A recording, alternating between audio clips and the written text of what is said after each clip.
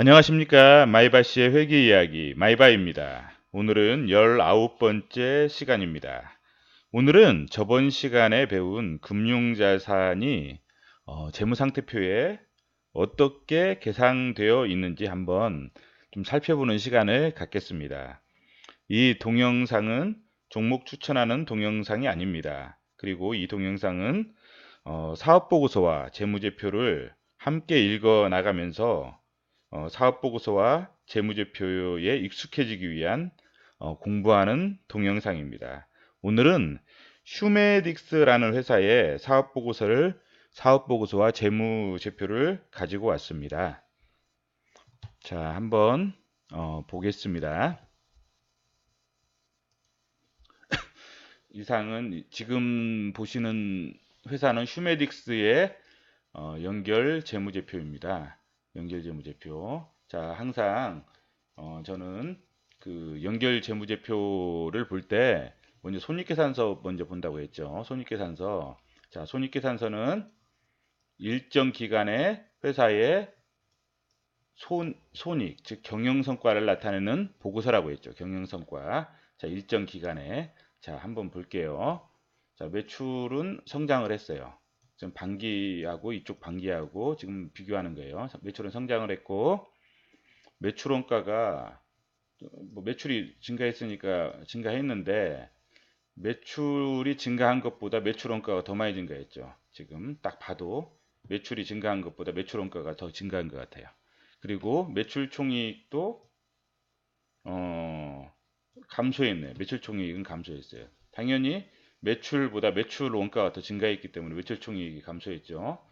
자, 그 다음에 영업이익도 상당히 많이 감소했고 점점 감소하는 폭이 더 커지죠. 매출 총이익보다 또 영업이익은 더 감소했고 그 다음에 그 당기순이익은 또 많이 감소했죠. 감소했고 그 다음에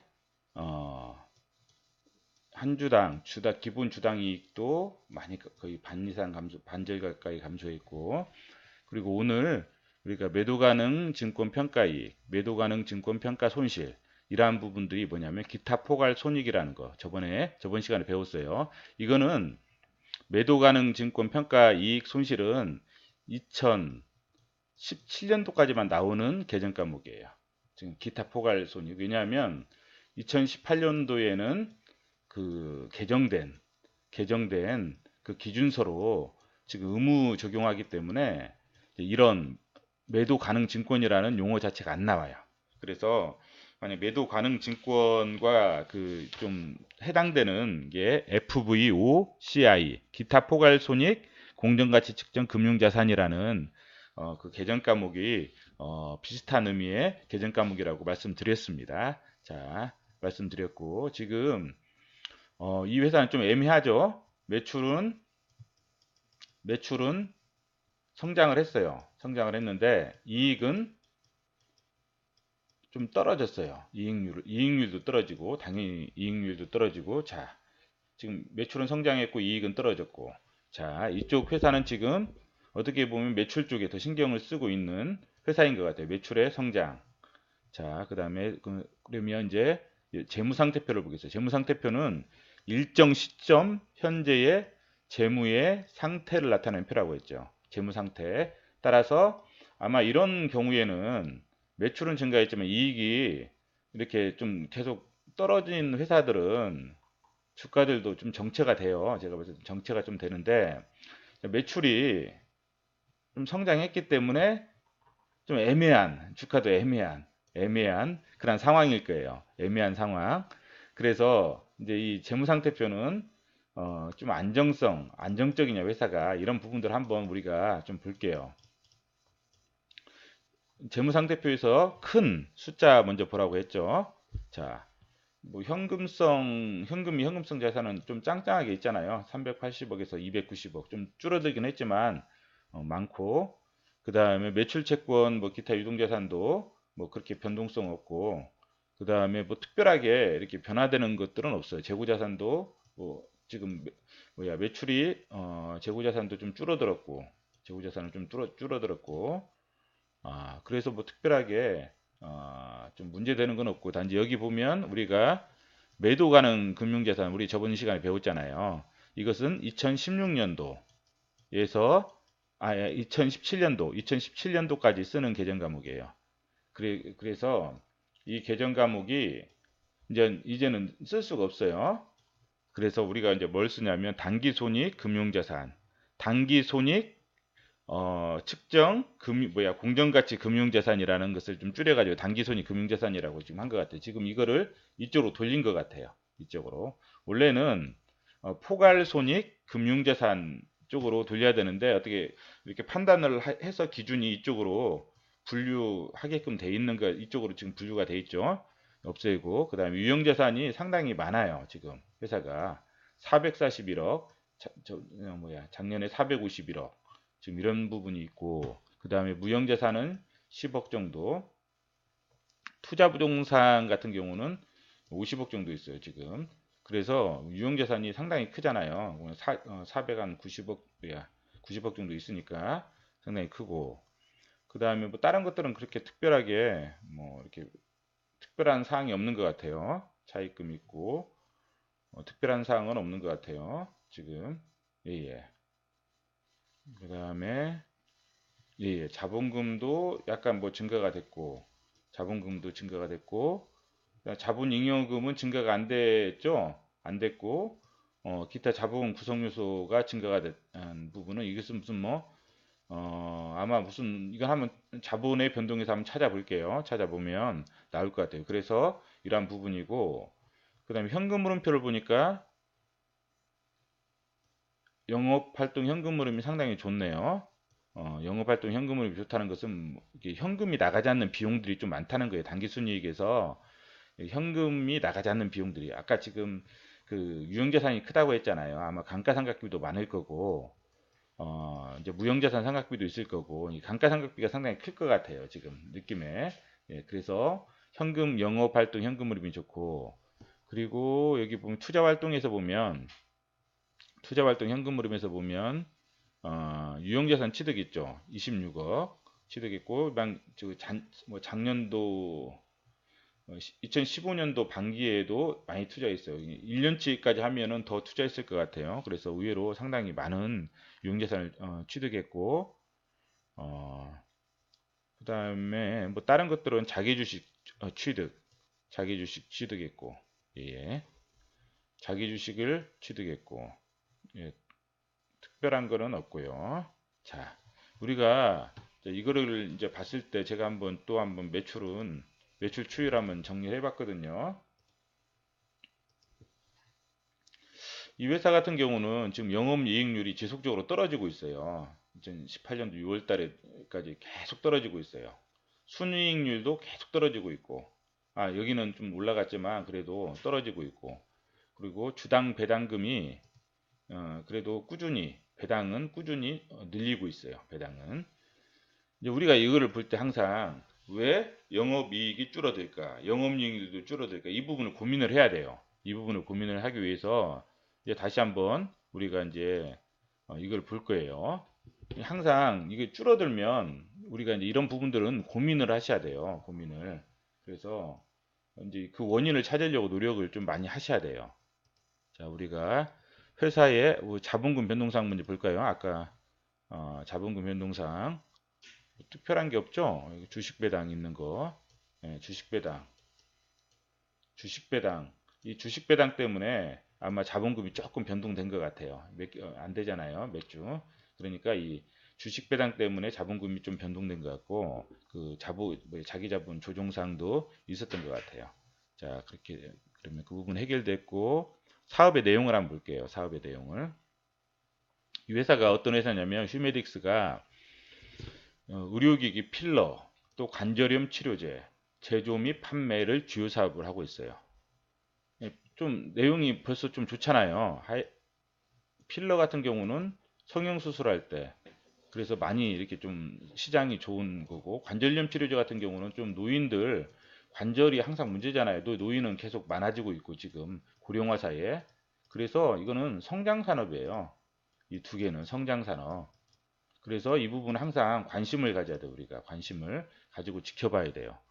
그래서 이제 이 회사 같은 경우는 의약품으로 이런 게 있다는 거예요. 원료의약품, 관절염 치료제, 완가용, 뭐 수술 보조제 저만 안과도 우리가 스마트폰 많이 보니까 좀 안과 쪽이 문제가 있잖아요. 그래서 이것도 성장 산업이고 관절염도 성장 산업이고 필러도 그렇고 마찬가지고요.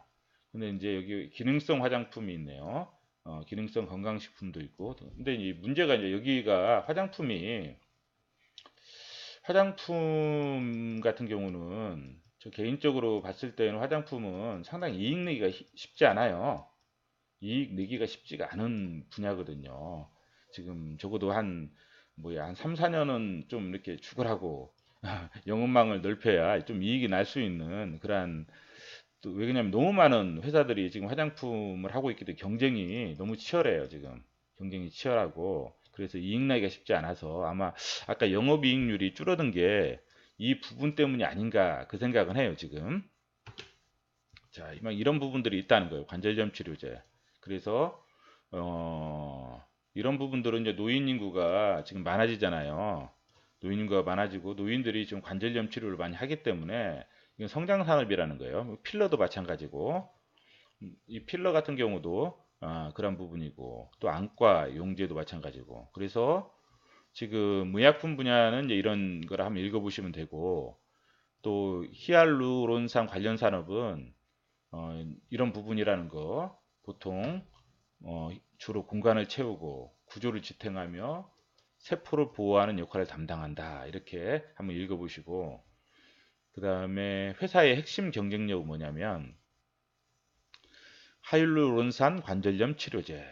이건 뭐냐면 생산에 특별한 제조 설비와 생산 기술적 노하우가 필요하기 때문에 상대적으로 경쟁 강도가 높지 않다. 왜 그러냐면 경쟁 강도가 높지 않아야 돼요. 그래야 이게 수익성이 높거든요. 수익성이 그래야 높기 때문에 경쟁 강도가 높지 않은 부분 성장 산업이고 그 다음에 필러도 이 미용 성형 목적으로 사용되고 이 부분이 지금 제품력을 임상을 통해 세계 1위 브랜드사와 제품의 효과와 안정성에서 동등함을 입증하였기 때문에 또 이러한 부분들도 수상했고 상당히 좋은 제품력이 이걸 가지고 있고 그다음에 신규 사업을 한번 보시면 첫 번째가 2017년도 말에 기존 공장의 4배의 생산 능력을 갖춘 이 공장을 신축에 총 480억을 투자해서 그러면 뭐예요?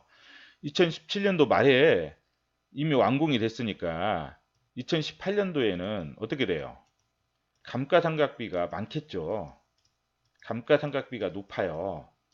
감가상각비가 높다는 거죠. 그래서 이 매출이 2018년도에 확실하게 뒷받침이 안 되면 좀 영업이익률이 떨어질 수가 있어요. 이 회사는 적자는 안 났잖아요. 그래도 적자도 안 나고 현금 흐름도 좋고 그래서 영업이익률이 떨어질 수가 있다는 거예요. 지금 대신에 이제 이 부분에서 자 이걸 생산하는데 이 부분에서 얼마나 생산 그 매출이 증가하냐에 따라서 영업 레버리지 효과, 고정비를 통한 영업 레버리지 효과를 통해서 증가될 수가 있다는 거예요. 이 부분은. 그래서 이 부분 한번 그래서 여기는 항상 첫째는 우리가 집중해서 관찰을 하셔야 돼요. 이 회사는 좀 관찰 대상이에요. 그래서 이런 부분들도 공급 물량 확대할 계획이다. 이런 부분들도 좀 관찰을 하셔야 되고 둘째는 이런 신사업이 있다는 거예요. 지금 허가가 된 2분기에 2018년도 2분기에 허가된 세포 재생과 상처 치유를 촉진하는 이거. 근데 이거는 이제 뭐 제품이 아니고 이걸 통해서 이제 제품을 개발한다는 거죠. 그러니까 이건 좀 더 장기, 약간 좀 더 시간이 걸리는 거고 이거는 즉시 이제 생산 능력이 발달됐으면 생산만 증가시키면 되잖아요. 그러니까 그럴 수 있느냐를 우리가 이제 관찰을 해야 되고 세 번째는 더마 엘라비에 브랜드 화장품 신규 런칭. 제가 봤을 때는 화장품 여기서 영업이익률을 많이 깎아먹는 것 같아요. 영업이익률을 많이. 그래서 아까 우리가 계속 매출은 화장품 때문에 매출도 증가되고 또 이것 때문에도 좀 매출이 또 증가될 거 아니에요. 매출은 증가됐지만 관련된 여기 광고 선전비도 엄청 많이 들고 화장품에서는 뭐 관련된 그 지급 수수료라든지 비용들이 많이 들어요. 많이 들기 때문에 이익 내기가 좀 오래 걸려요. 그래서 이 화장품에서 아마 영업이익률을 좀 많이 깎아먹는 사업부가 아닌가.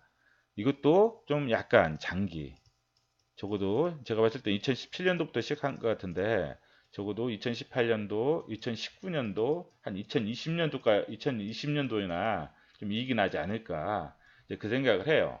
그래서 한 3년 정도는 좀 시장을 확대하는 전략, 그리고 브랜드 가치를 좀 높이는 전략. 그래서 광고 선접이라든지 여러 가지 비용들이 좀 많이 들어갈 거라 생각을 해요. 그래서 이 부분을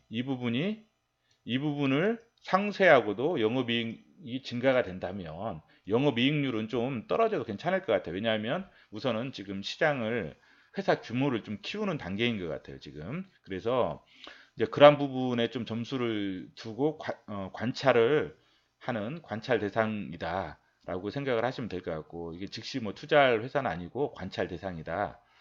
그리고 이제 이런 부분들이 있다는 거. 예, 예. 제품 매출에 관절염 치료 제 필러, 전문 의약품, 안과용제, 원료 의약품, 화장품. 어떻게 보면 상당히 좋은 포트폴리오를 가지고 있어요. 포트폴리오가 상당히 좋아요. 이것만 좀 나중에 정상화가 되면 한 2, 3년 걸릴 것 같아요. 왜 그러냐면 지금 이제 이게 이제 더우주라는 회사예요. 더우주. 화장품 회사예요. 화장품. 그 주사기 마스크팩을 만드는 회사인데 아마 올해 같은 경우는 2018년도 같은 경우는 상당히 매출이 아마 많을 거예요. 이 회사도. 근데 원래 3기잖아요. 3기. 지금 3기인데 100억까지 올라갔다가 80으로 떨어져 가지고 지금 하는데 영업 손실이 100억까지 올라갔을 때에도 70억이었어요. 지금 30억으로 줄어들었지만 그래가지고 단기 순손실이 16억, 72억. 매출이 이렇게 많아도 지금 계속 광고 선전비라든지 지급 수수료 있잖아요. 이런 게 막 39억, 14억 이런 식으로 나오기 때문에 이익을 내기가 쉽지 않아요. 이렇게 매출이 많아져도. 왜냐면 이만큼 뭐냐면 경쟁이 치열해요. 이 화장품 회사들이. 치열한 분야이기 때문에 이 화장품 같은 경우는 우리가 이제 뭐 좀 관찰을 해야 돼요. 그래서 아까 그 생산 설비를 확충한 거하고 확충해서 그 증가되는 매출하고 영업이익하고 화장품에서 깎아먹는 그 영업이익 이것이 어느 정도 되는지 봐서 좀 어느 정도 선에서만 좀 맞춰주면 이게 매출이 좀 증가가 되면 영업이익이 아주 심각하게만 조금씩만이라도 올라가면 영업이익률이 제가 봤을 때 이 회사는 뭐 투자할 만한 회사일 수도 있을 것 같아요. 그런데 우선은 좀 관찰을 하셔야 돼요. 많이 오랫동안 관찰을 하셔야 되고 그 다음에 이런 부분들 있다는 거 한번 이렇게 생산 능력을 보니까 가동률 항상 가동률 보면 이번에 생산 공장을 만들었잖아요. 새로 설비 투자를 했는데 그 설비 투자를 한 것 때문에 이제 가동률이 아주 낮죠.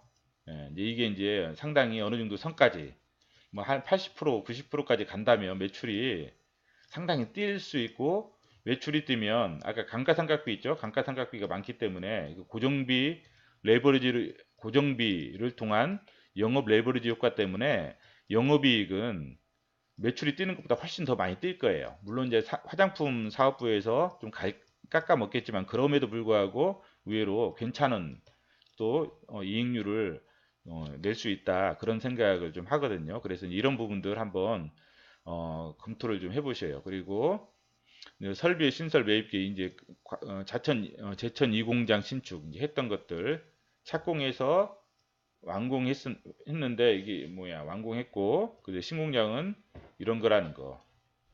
예, 이런 식으로 됐다는 거. 예, 신공장. 그 다음에 네, 이런 부분들, 예, 이런 부분들이 있다는 거 한번 읽어보시고, 그 다음에 연결 재무제표 한번 볼게요. 주석을 보면서 이제 우리가 이제 저번에 배웠던 것들 한번 볼게요. 지금 주주는 휴원스 글로벌이라고 이게 지주회사예요. 지주회사. 그리고 자기 주식도 4.72% 정도 가지고 있고 지금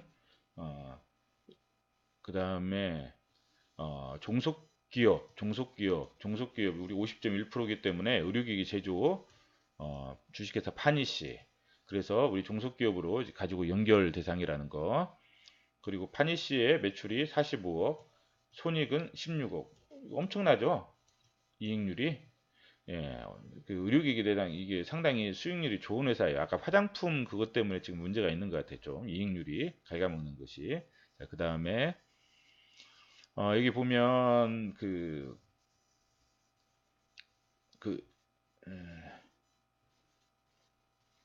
자, 이제 여기서 이제 보면 이런 부분들이 있고 기업회 기준서 이게 금융상품이거든요. 야, 금융상품인데 우리가 이제 2018년도부터 의무적용이라고 했죠. 의무적용. 금융상품 개정된 게 의무적용이에요.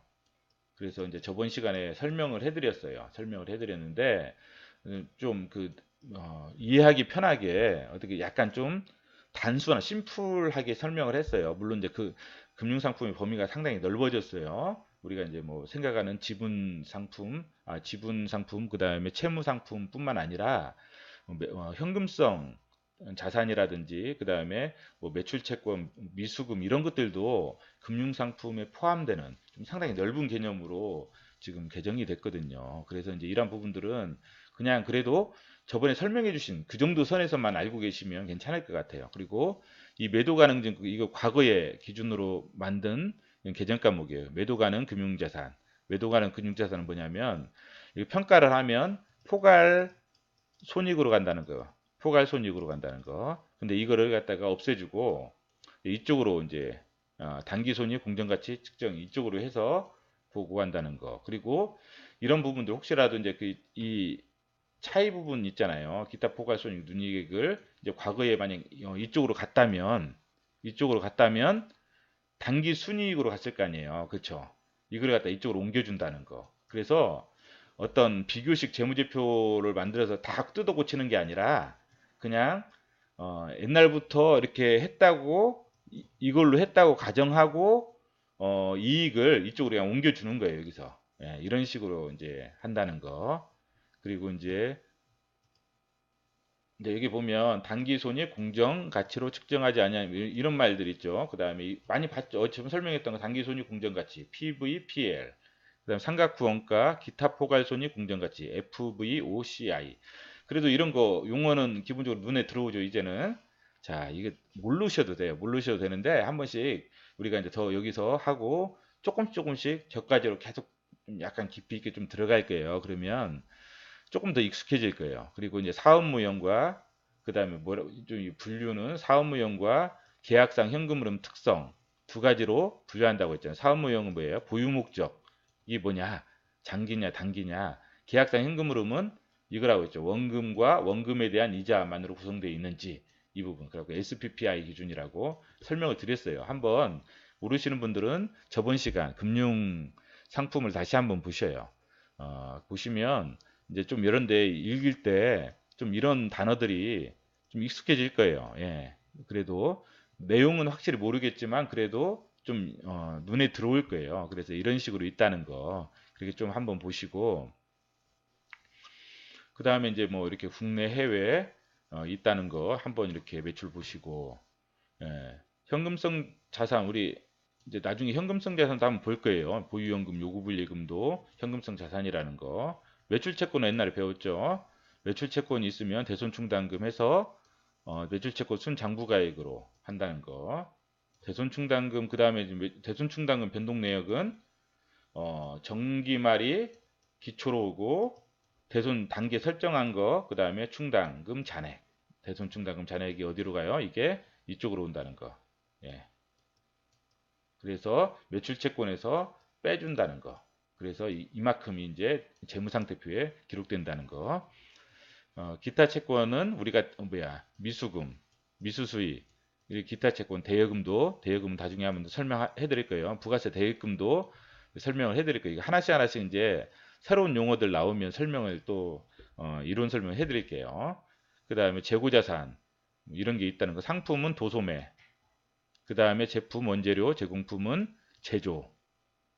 제공품은 제품이 되기 전 만들고 있는 상황이죠. 미착품은 무역, 수출입할 때 나오는 거예요. 자, 이렇게 그냥 하시면 왜냐면 여기서 유의미한 뭐 그런 게 없기 때문에 개정 과목만 이렇게 설명드리는 거예요. 이렇게 있다는 거. 이건 나중에 한번 설명을 드릴 거예요. 이렇게 이런 부분들은 선급금, 선급비용도 이건 미리 준 거예요. 선급금은. 예. 이것도 뭐야 미지급 비용처럼 이렇게 비용으로 기간 발생지 회계에 의해서 하는 거 설명을 드릴 거예요. 그리고 우리가 공정가치 측정 금융자산 이게 우리가 이제 이런 게 있다는 거예요. 수익증권. 이 회사가 투자한 게 이런 펀드 있고 상장 주식에 투자한 게 뭐야 휴원스 글로벌 휴원스에다 투자했어요. 이 회사가 자기 뭐야 그 관계회사에 투자한 거죠. 그다음에 과거에는 이쪽에다 투자했는데 이건 다 판 것 같아요. 지금 없는 거 보니까.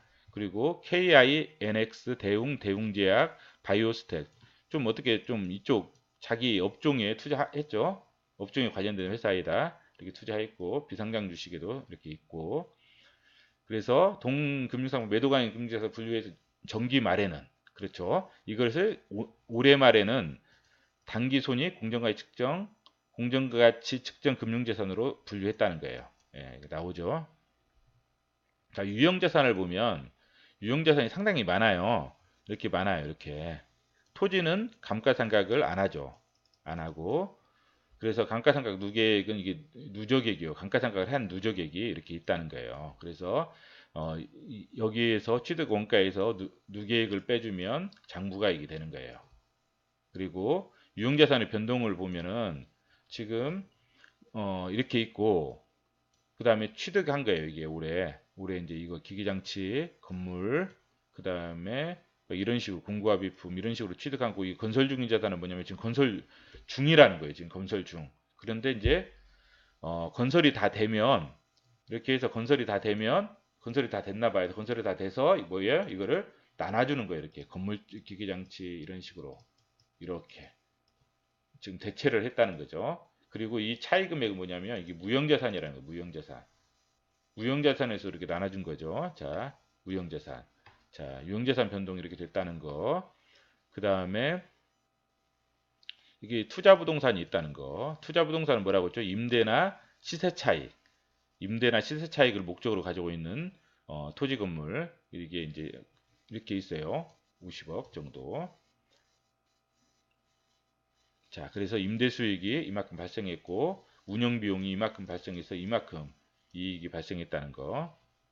무형자산은 투자 부동산은 한번 다음 시간에 뭐 다음에 한번 다룰 거예요. 무형자산은 지금 아까 여기 보면 연구개발비가 무형자산에 하나도 안 잡혀 있잖아요. 그렇죠? 연구개발비는 아마 경상 연구개발비로 해서 비용 처리한 거겠죠. 해마다. 그러니까 이 회사는 뭐냐면 이 회사는 그 우리가 연구개발비 때문에 문제가 많잖아요. 좀 여러 가지 이제 바이오 기업들은 또 의약품 제조 제약회사들도 무형자산 때문에 문제가 많은데 이 회사는 개발비를 무형자산으로 안 하고 다 비용 처리해 버렸어요. 그래서 보수적으로 상당히 보수적으로 처리하면서도 이익을 내고 있어요. 그래서 상당히 튼튼한 회사예요. 튼튼한 회사고 좀 리스크가 없는 회사예요. 왜냐면 이런 리스크가 있거든요, 나중에.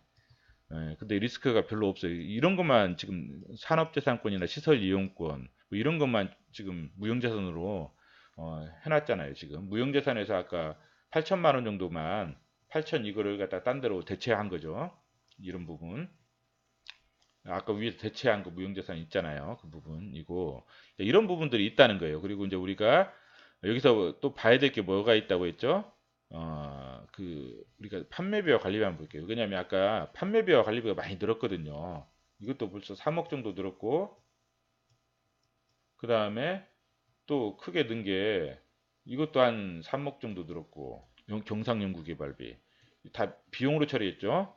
자산으로 처리한 게 아니라 그 다음에 이것도 한 3억 정도 늘었고 지급수수료 광고 선전비도 늘었고 화장품 때문에 화장품 관련된 그런 것 같아요 지금. 그 다음에 해외 시장 뭐 얼마 안 되지만 이것은 또 기타 이런 부분이 있어요. 그 다음에 이런 부분에서 우리가 또 봐야 될 게 뭐라고 했죠? 비용의 성격. 예, 이것은 성격별 비용. 이 부분이에요. 이 부분. 원재료, 그 다음에 급여하고 퇴직급여, 그 다음에 감가상각비, 무형자산은 뭐라고 했어요? 고정비. 고정비도 상당히 크네요. 크고 지금 이제 외주 공급이 있고 있는데 이 부분을 한번 정리해 보면 자, 이 정도 돼요. 한 30%가 좀 넘어가거든요. 지금 고정비가 30%가 넘어가는데 말 그대로 영업 레버리지 효과. 아까 그 신설 공장 그 투자한 부분이 이제 매출이 그쪽에서 좀 많이 가동률이 아직 뭐 20 몇 프로, 40%밖에 30%밖에 안 되잖아요. 그 부분이 가동률이 80%까지 올라가면 영업이익은 그 사업부 쪽에서 영업이익은 상당히 커질 거란 말이죠. 매출이 증가한 것보다 훨씬 더 많은 비율로 커질 거고, 물론 이제 화장품 쪽에서 좀 문제가 이제 있는데 그 부분에서 이제 나중에 그건 시간이 해결해 줄 것 같아요. 근데 이쪽 부분에서 신규 투자한 부분에서 더 이렇게 좀 증가해주고 어느 정도만 맞춰주면 좀 매출 부분이 성장하는 그런 어떤 회사 규모가 커지면서 영업이익률을 어느 정도 맞춰줄 수 있을 것 같아요. 그러면 상당히 괜찮은 회사의 일수밖에 없을 것 같아요. 그리고 경상연구개발비 무형자산으로 안 했다는 거. 예, 이것만 해도 이제 벌써 자산 쪽에 좀 여러 가지 그런 리스크가 없다는 거죠. 리스크는. 그래서 이러한 부분들 있다는 거. 그렇게 해주시고 이제 여기 보면 현금 흐름표 한번 볼게요. 현금 흐름표 잠깐만요. 음, 여기 보면 현금 흐름표 있거든요. 보면 여기서 어, 재고자산 폐기 손실도 했어요. 이미 재고가 있는 거를 갖다가 아예 폐기해버렸죠. 이만큼. 그러니까 지금 이익이 많이 줄어들었죠. 11억이 폐기를 해버렸잖아요. 11억을. 11억을 폐기했고 감가상각비가 36억. 원래 전년도에가 11억, 17억이었었는데 훨씬 많이 늘었잖아요. 36억이면 거의 20억 가까이가 늘었잖아요. 20억 가까이가. 20억 가까이 늘었고 이거는 폐기 손실이 벌써 이것도 한 5억 가까이가 늘었잖아요. 뭐야? 아니요. 5억이 아니라 11억이 늘었어요. 11억이. 11억이 늘었어요. 지금 폐기 손실이. 그러니까 이 두 개만 합쳐도 벌써 한 31억이 지금 갑자기 팍 뛰어버렸잖아요. 비용이. 이 두 개만 합쳐도.